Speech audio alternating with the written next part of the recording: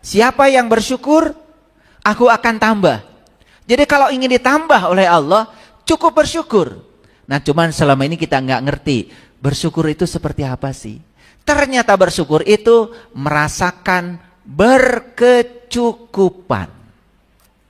Merasakan berkecukupan. Merasakan kalau kita sudah punya. Merasakan kita sudah ada. Dan ternyata perasaan ada akan memancarkan frekuensi ada. Lalu kita akan menarik semua yang akan membuat kita semakin berkelimpahan. Clear dulu sampai di sini. Oke.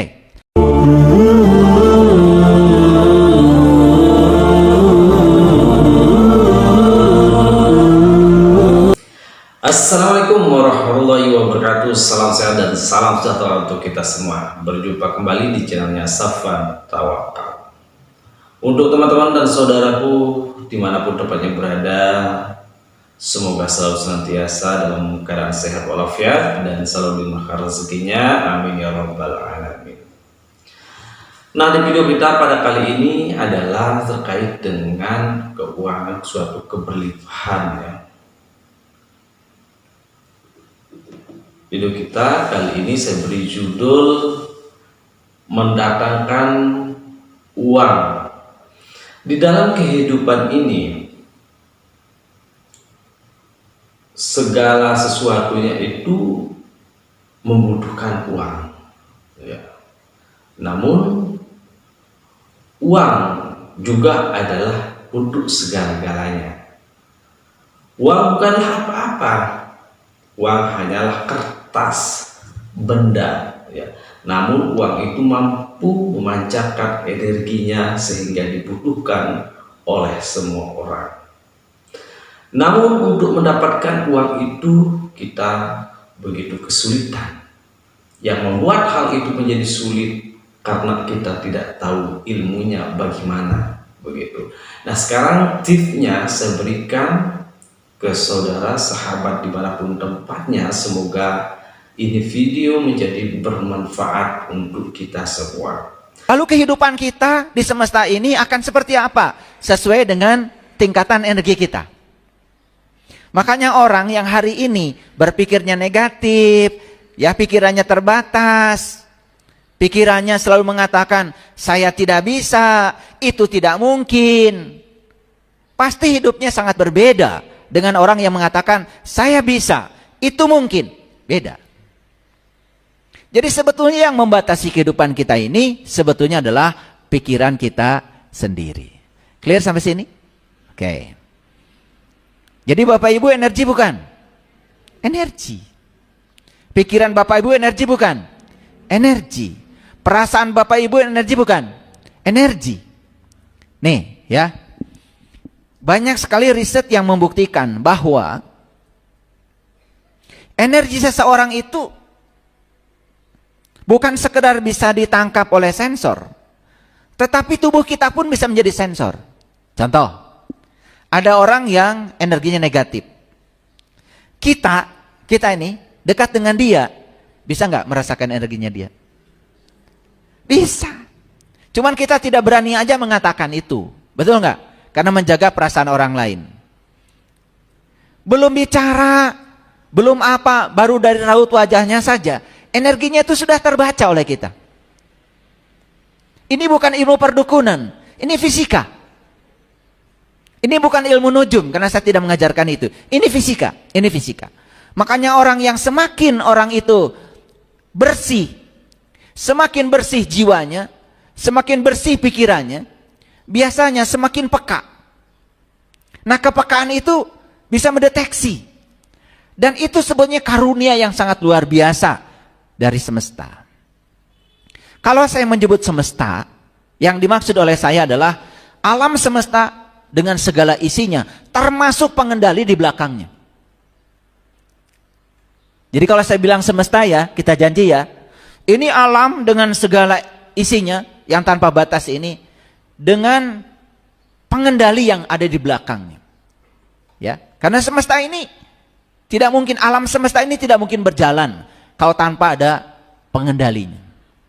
Ternyata tubuh kita pun tersusun oleh atom. Nah, atom itu sama dengan alam semesta. atom itu ternyata materinya cuma sedikit. Ruang kosongnya lebih banyak. Atom yang membentuk tubuh kita, ruang kosongnya 99,99%. Jadi sebetulnya tubuh kita itu dibangun oleh energi.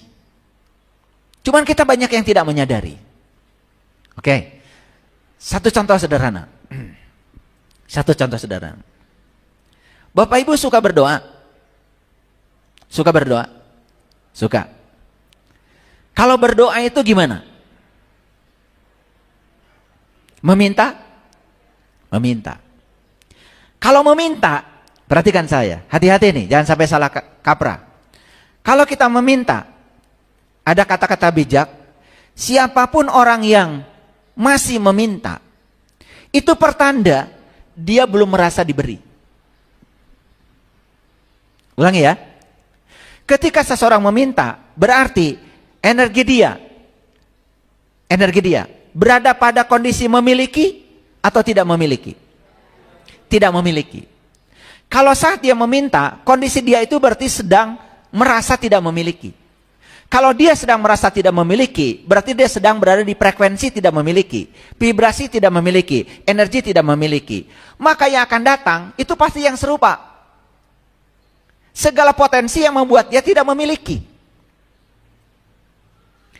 Makanya ada loncatan besar ketika berdoa. Berdoa itu sebetulnya melepaskan frekuensi. Berdoa itu melepaskan vibrasi. Berdoa itu melepaskan energi. Saya sudah membuktikannya seperti ini. Kalau tubuh saya mengalami ketidakseimbangan, lalu saya merasa sakit, saya tidak pernah berdoa, ya Allah, sembuhkan penyakit saya. Karena ketika saya mengatakan sembuhkan penyakit saya, berarti saya sedang merasa sakit. Berarti frekuensi saya sakit. Vibrasi saya sakit. Energi saya sakit. Berarti saya hanya akan menarik semua yang serupa dengan saya. Yaitu potensi yang membuat saya tambah sakit. Harusnya lepaskan energi dari pikiran kita dan perasaan kita, yaitu frekuensi sehat. Jadi kuncinya satu. Ketika kita melepaskan frekuensi, ya, kita merasakan seakan-akan kita ini sudah sehat. Makanya orang yang sakit kemudian mengeluhkan penyakitnya ke banyak orang, tambah sakit. Karena like attracts like, yang serupa menarik yang serupa. Tapi kalau dia ya merasa sehat, bahkan ketika disebut oleh orang, ibu sakit, enggak kok, saya sehat. Itu dia sedang melepaskan frekuensi. Itu doa yang sebenarnya. Dan ternyata selama ini berdoa saja kita ini masih banyak yang keliru. Makanya kenapa doa kita tidak direspon oleh semesta? Karena yang kita lepaskan frekuensinya, vibrasinya yang negatif. Maka yang datang bukan yang positif, yang sama dengan frekuensi kita. Karena yang serupa menarik yang serupa. Ini hukum alam. Ketika seseorang meminta rezeki, berarti dia sedang apa? Sedang berada pada kondisi tidak memiliki. Ketika dia pada frekuensi tidak memiliki, yang akan datang potensi yang membuat dia semakin tidak memiliki. Like attracts like. Makanya di Quran tuh jelas sekali, hebat ya Allah. Allah mengajarkan satu kata yang sangat indah. Kalau kamu bersyukur, akan aku tambah. Jadi syukur itu apa sebetulnya? Syukur itu melepaskan frekuensi positif, melepaskan vibrasi yang positif, melepaskan energi yang positif. Jadi ketika kita sakit, jangan fokus pada sakit, fokus pada sehat. Rasakan sehat yang pernah kita rasakan. Dan rasakan kita seakan-akan sudah kembali sehat. Makanya berterima kasih aja sama Allah. Ya Allah, terima kasih atas kesehatan yang pernah Engkau berikan kepadaku. Terima kasih atas kesehatan yang akan datang kepadaku. Makanya syukur itu ada 3. Syukur terhadap yang sudah terjadi, syukur terhadap yang sedang terjadi, dan syukur terhadap yang belum terjadi. Nah ini yang jarang dilakukan. Bersyukur terhadap yang belum terjadi. Seakan-akan yang belum terjadi itu seakan-akan sudah terjadi. Jadi ulangi ya. Jadi berdoa itu sebetulnya melepaskan frekuensi. Frekuensi yang dilepaskan tergantung kita membentuknya. Kita membentuk seperti apa. Itu rahasianya. Jadi nanti kalau sakit, jangan fokus pada sakit. Fokus aja pada sehat. Pikirkan saya sudah sehat. Pikirkan dan rasakan saya sudah sehat. Bahkan saya sudah melakukan sesuatu dengan sehat saya. Walaupun faktanya masih sakit. Itu akan mengalami percepatan yang luar biasa. Nah, sebetulnya ini sudah saya bagikan di YouTube. Ada yang pernah mendengarkan Hidup Menakjubkan? Dari episode 1 sampai episode yang ke-10. Kalau yang sudah mendengarkan ini, ketika mendengarkan kajian hari ini, barangkali tidak asing lagi. Karena itu sudah saya bagikan. Cuman di sana sangat cepat saya bicara. Tetapi di sini saya coba lebih lambat, lebih detail, dan saya coba beri contoh-contohnya supaya aplikasinya lebih mudah. Ulangi. Kan di Quran dikatakan, ya, siapa yang bersyukur, aku akan tambah. Jadi kalau ingin ditambah oleh Allah, cukup bersyukur. Nah, cuman selama ini kita nggak ngerti, bersyukur itu seperti apa sih? Ternyata bersyukur itu merasakan berkecukupan. Merasakan berkecukupan. Merasakan kalau kita sudah punya. Merasakan kita sudah ada. Dan ternyata perasaan ada akan memancarkan frekuensi ada. Lalu kita akan menarik semua yang akan membuat kita semakin berkelimpahan. Clear dulu sampai di sini. Oke. Jadi berdoa itu apa? Melepaskan energi. Berdoa itu apa? Melepaskan vibrasi. Berdoa itu apa? Melepaskan frekuensi. Energi yang dibangun oleh pikiran dan perasaan kita. Oke, sampai sini ngerti? Kan tadi sudah saya jelaskan, pikiran energi, perasaan juga energi. Berarti pikiran dan perasaan sekarang ini sedang siaran. Sedang siaran nih. Memancarkan frekuensi, memancarkan vibrasi. Nah, apa yang disiarkan, itu yang akan datang. Kalau ini menyiarkan keterbatasan, yang akan datang pada kita keterbatasan. Kalau ini menyiarkan ketakterbatasan, keberlimpahan, yang akan datang adalah keberlimpahan. Makanya saya berulang kali mengatakan, kalau kita punya utang, jangan ada kata utang di pikiran kita. Ganti kata utang dengan berkelimpahan. Karena berkelimpahan berarti frekuensi kita berkelimpahan. Itu yang akan memancar dan kita akan menarik keberlimpahan. Sehingga utang lunas, saldo tabungan nambah. Banyak yang tidak percaya sama saya. Gimana caranya punya cicilan, tapi cicilan kebayar dan saldo bertambah. Banyak yang tidak percaya. Saya membuktikannya. Bagaimana caranya supaya cicilan lunas dan tidak merasa menyicil. Dan saat kita menyicil atau ada tagihan cicilan, jangan berpikiran negatif terhadap cicilan. Kalau kita punya cicilan mobil, anggap saja kita ini sedang menjadi orang yang mengembangkan dunia otomotif. Dan kalau saya membayar cicilan, dunia otomotif akan maju. Saya tidak merasa dirampok dengan cicilan. Nah, perasaan dirampok itu sudah negatif. Makanya perasaan kita terhadap cicilan itu menentukan bisa bayar cicilan atau tidak. Ini agama, tetapi sudah saya up ke dalam dimensi spiritual. Karena apa?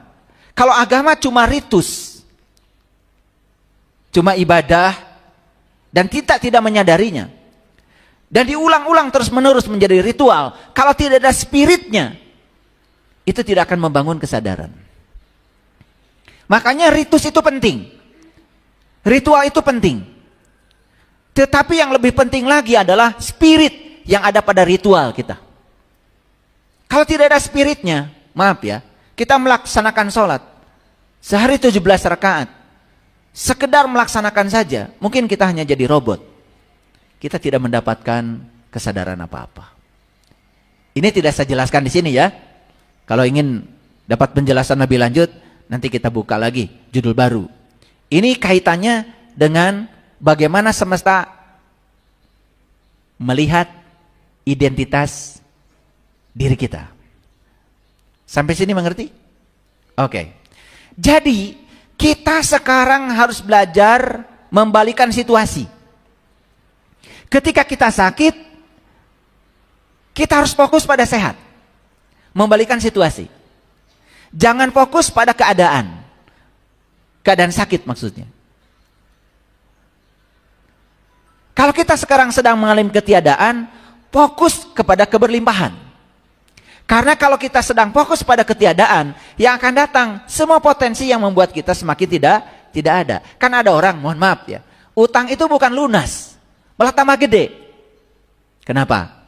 Karena dia berfokus pada ketiadaan, yang akan datang semua potensi yang membuat dia semakin tidak ada. Karena fokusnya tidak berfokus pada keberlimpahan. Apalagi ya, ketika ditanya, bagaimana kabarnya cicilan? Aduh, saya itu nggak bisa makan gara-gara bayar cicilan. Anak saya nggak sekolah gara-gara bayar cicilan. Awalnya masalahnya cuma cicilan, sudah merembet, tidak bisa makan, tidak bisa. Itu kan memberikan frekuensi yang negatif lagi. Betul nggak? Dan itu sering tidak dirasakan oleh kita. Nah, ini penting ya, penting. Baik, kita lanjutkan dulu.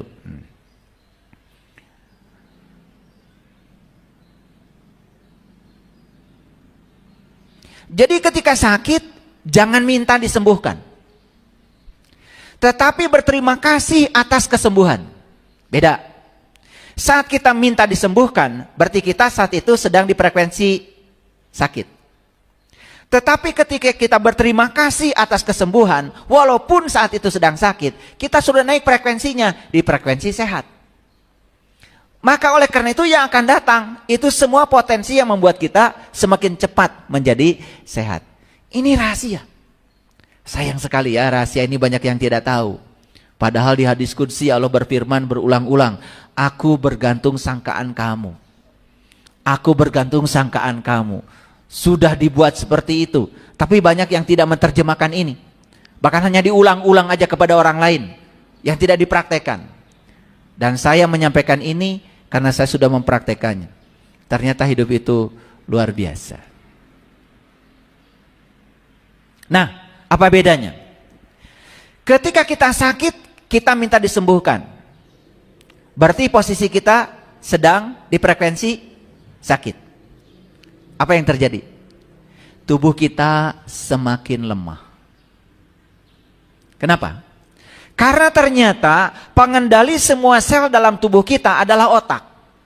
Ketika otak mengatakan saya sakit, maka semua sel-sel di tubuh kita merespon sakit yang disampaikan oleh otak. Dan semua sel di tubuh kita pun menjadi lemah. Tetapi ketika kita berterima kasih atas kesembuhan, walaupun faktanya masih sakit, apa yang terjadi?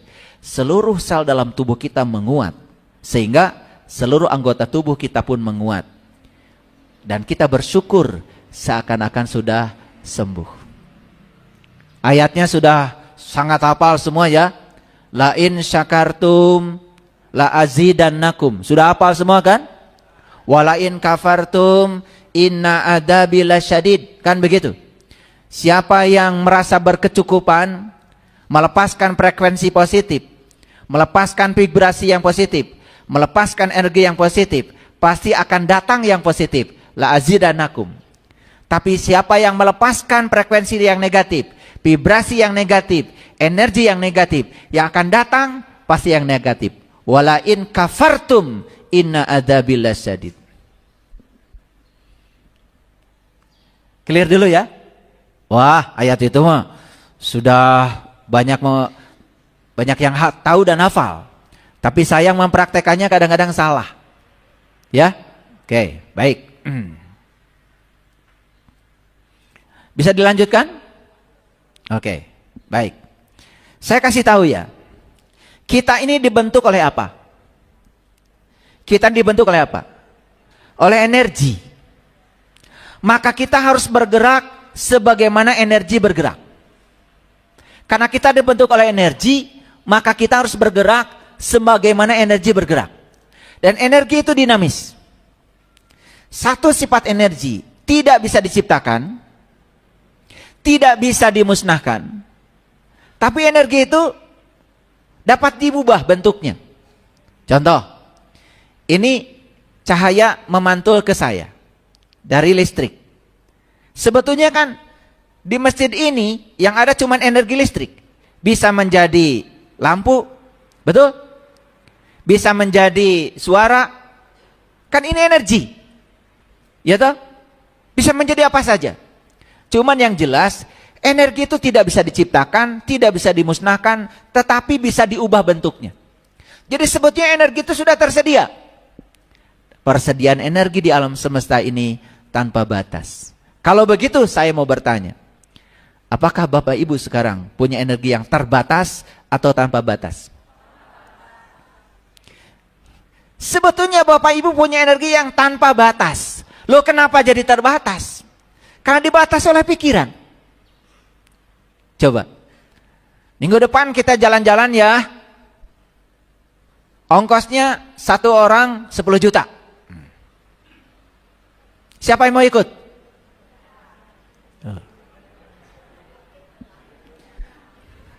Kelihatan karakternya. Karena kita sedang berpikir. Mikirkan saldo berapa. Betul nggak? Sedang berpikir. Karena Bapak Ibu sedang berpikir cara. Padahal kata Allah, kalau kamu sudah menginginkan, lepaskan. Cara itu urusanku. Ini yang tidak acungkan tangan. Karena apa? Karena sedang dibatasi oleh pikiran. Karena pikiran sedang membatasi.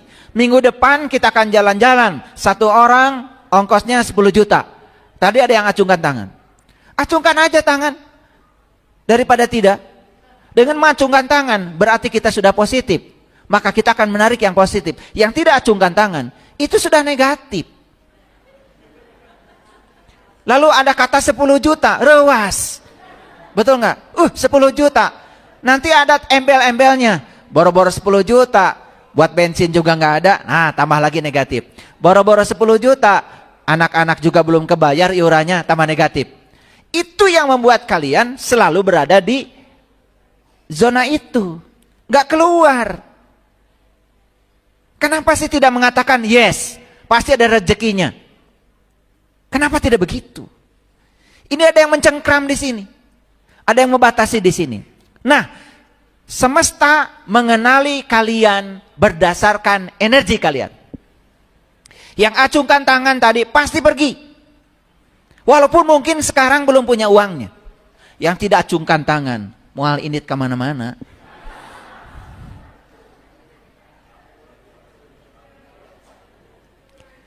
Jadi sekarang ini semesta sedang melihat Anda berdasarkan energi, frekuensi, dan vibrasi yang Anda pancarkan.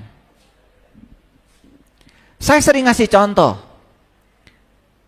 Mana yang paling bagus? Baru bahagia ketika teman datang, atau bahagia aja dulu, pasti teman datang. Nah, yang kedua ya, bahagia aja dulu, pasti teman akan datang. Kenapa? Kalau sudah bahagia, pasti teman yang akan datang akan membawa kebahagiaan. Boleh-boleh, bawa berita bagus. Tapi kalau nunggu bahagia ketika teman datang, saat kita belum kedatangan teman, berarti kita bahagia atau tidak? Tidak. Nah, ketidakbahagiaan ini akan menarik ketidakbahagiaan. Dan teman ternyata betul-betul tidak datang. Dan kalaupun teman datang, paling juga pinjam uang. Paling juga cerita kesusahan. Karena apa? Dan selama ini kita mengira mereka yang datang kepada kita itu datang kebetulan. Tidak ada. Di semesta tidak ada potongan peristiwa. Semua satu kesatuan. Dan semua yang datang dalam kehidupan kita, kita sendiri yang telah menariknya. Ayo kita belajar jujur pada diri sendiri. Kenapa kehidupan saya hari ini seperti ini? Itu yang datang dari semesta. Kenapa semesta menghadirkan itu kepada saya? Berdasarkan energi, frekuensi, dan vibrasi. Karena semesta tidak mengenali Anda dari keyakinan Anda. Semesta tidak mengenali Anda dari siapa nama Anda. Tapi semesta mengenali Anda dari energi, vibrasi, dan frekuensi. Lalu kenapa ada agama?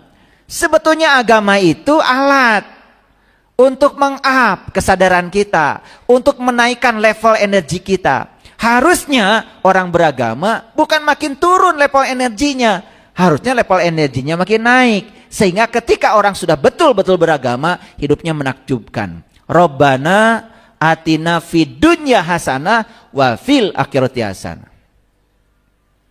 Jadi jangan percaya sama orang yang mengatakan bahwa bagian kita mah nanti di sana. Jangan percaya sama orang mengatakan begitu. Itu sudah menyalahi doa yang disampaikan oleh Allah. Doa yang disampaikan oleh Allah kan dua. Fidunya hasanah wa fil akhirati hasanah. Harusnya orang beragama sejahtera lahir dan batin. Nah, kenapa saya beragama tidak menaikkan level kesadaran? Karena ternyata semesta mengenali kita, bukan apa agama kita. Tapi semesta mengenali kita, energi, frekuensi, vibrasi yang kita pancarkan pada semesta. Dan itu memang bisa dibangun oleh agama, kalau belajar agamanya benar. Tapi kalau belajar agamanya malah justru menurunkan kesadaran, malah beragama jadi ruwet. Malah beragama jadi pikiran malah banyak negatifnya. Makanya sampai hari ini saya tidak pernah mengajarkan agama berdasarkan reward and punishment. Saya tidak pernah mengajarkan agama yang banyak ancaman. Saya tidak pernah mengajarkan agama yang banyak, ya, kalau ini nanti gini, kalau ini nanti gini. Saya tidak pernah begitu. Karena sudah jelas di hadis yang saya bacakan di minggu yang kemarin, Rasulullah bersabda, beliau diutus ke dunia ini bukan untuk merusak.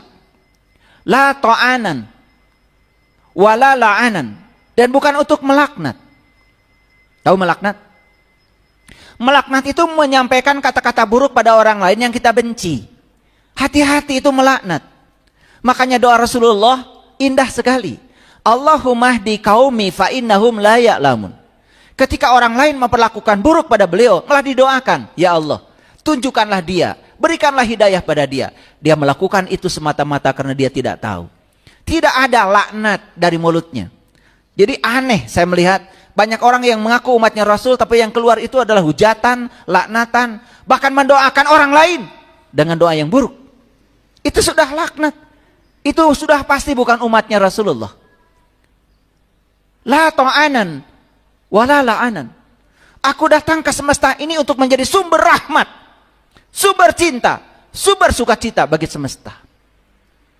Makanya bagaimana beliau tidak bisa mengubah manusia dalam 23 tahun.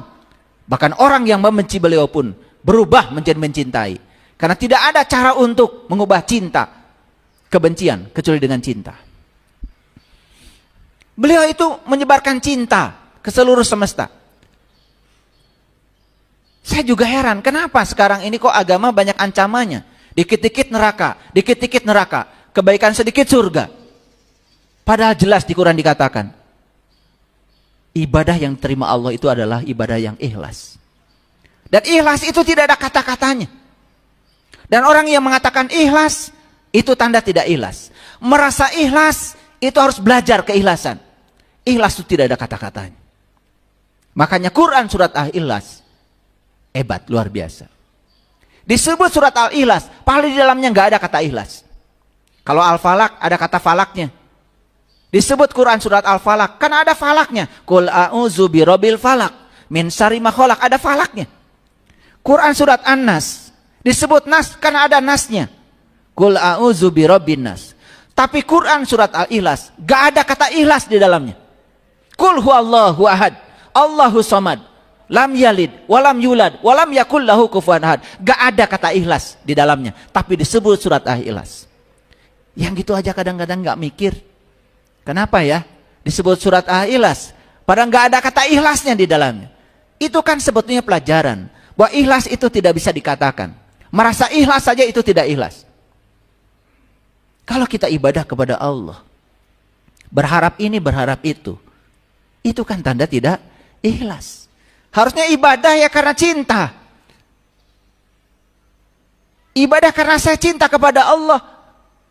Inna sholati wa nusuki wa mahyaya wa mamati lillahi rabbil alamin la syarika lah wa bizalika umirtu wa ana awalul muslimin. Apapun yang engkau perintahkan, apapun yang terjadi, aku yakin di balik semua yang terjadi ada pesan cinta yang hendak aku sampaikan kepadaku. Karena apa? Kadang-kadang kita ini menjadi sadar ketika mendapatkan sesuatu yang tidak kita inginkan. Malah justru kita menjadi sangat tidak sadar saat kita diberikan yang kita inginkan terus-menerus. Betul apa tidak? Hadirin, banyak orang yang masuk kelas spiritual seperti ini justru karena apa? Karena sudah mengalami kebuntuan dalam kehidupan.